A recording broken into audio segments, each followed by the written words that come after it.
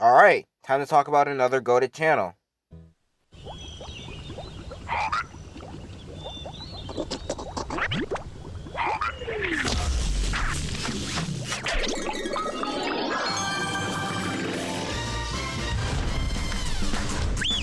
Hi everyone, Yammers.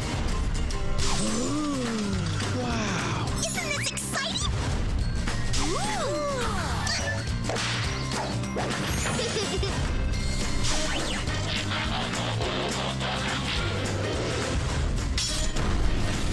This is unbearably cool.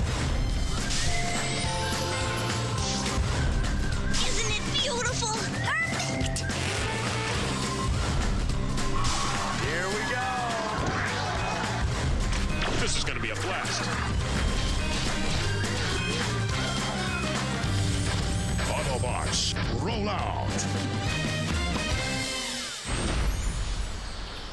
The year was 2009. Discovery and Hasbro decided to team up with each other in order to make a new network. And when they did, they made a channel that I would say was able to actually compete with the big dogs of children's television. And this channel was, of course, The Hub. The channel will premiere on October 10th, 2010. I see them. And off the bat, you can tell that this is a channel that would be incredibly special. Right out of the gate, the channel was a huge success, and for a damn good reason as well. They had all sorts of programming in their lineup, whether it be their original programming, their acquired programming, leftovers from Discovery Kids, even though there were only a couple as far as I know. They damn near had it all, man. Their original shows mostly consisted of Hasbro-owned properties, since, the network was owned by Hasbro, since it makes sense and all. These were shows like Transformers Prime, goated, G.I. Joe Renegade, goated, Littlest Pet Shop and Pound Puppies, which both shows aren't really my cup of tea, but it's whatever. And of course, the channel's flagship show, My Little Pony Friendship is Magic.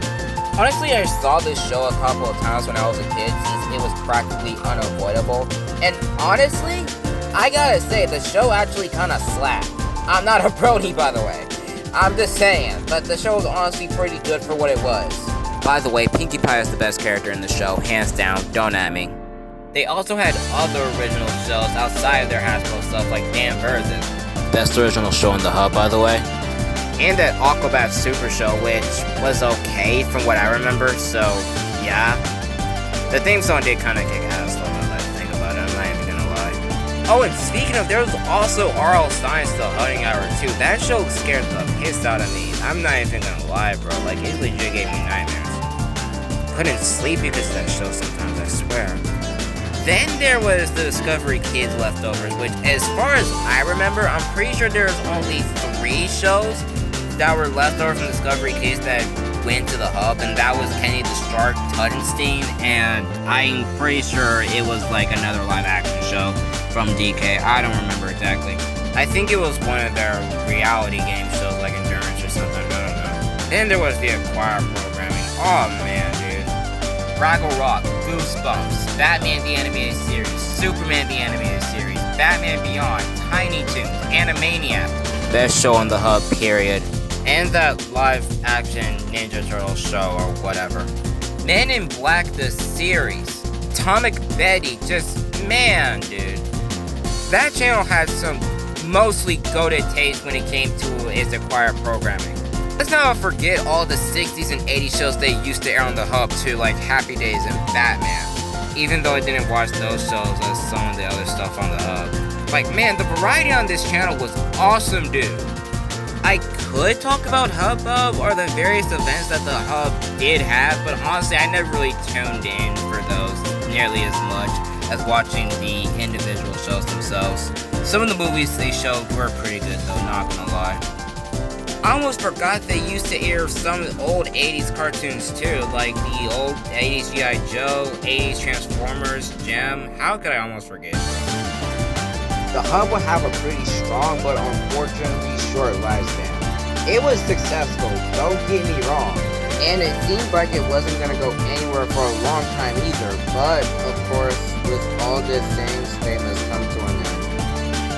This was due to the CEO of the Hub, Margaret Lowe, basically reaching retirement age, so she practically had no choice but to step down. then Discovery Communications announced that it will require all assets of the Hub network from Hasbro.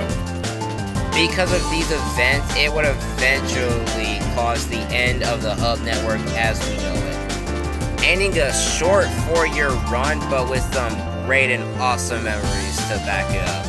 I would assume they would announce the plans for the takeover in 2014, I would say, and then on October 13th, 2014, literally 3 days after the Hub's 4th birthday, be relaunched and rebranded as the Discovery family.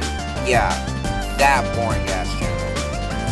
I could rant and complain about how much of a crap and boring channel Discovery family is in my opinion, but nah, we'd probably be here all day if I did that, not gonna lie. But honestly, if they were going to discontinue the Hub, they really should have just brought back Discovery Kids. Or at the very least, like, rebranded in some sort of way. That's not like Discovery Family, that's all I'm saying. I'm gonna miss the Hub, man.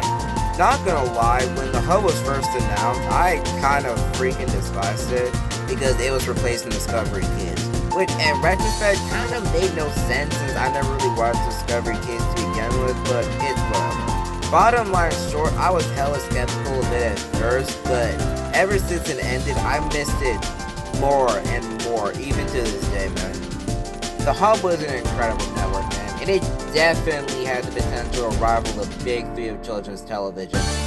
If it wasn't for all of the shortcomings, I definitely think it could have made those heights. With the advantage they had with their programming, I definitely think the Hub could have given Disney Channel and Nick and Cartoon Network a run for their money. Alas, that wasn't the case, but the Hub will still forever be a golden network in my eyes. Goodbye, Hub, and may you rest in peace, truly.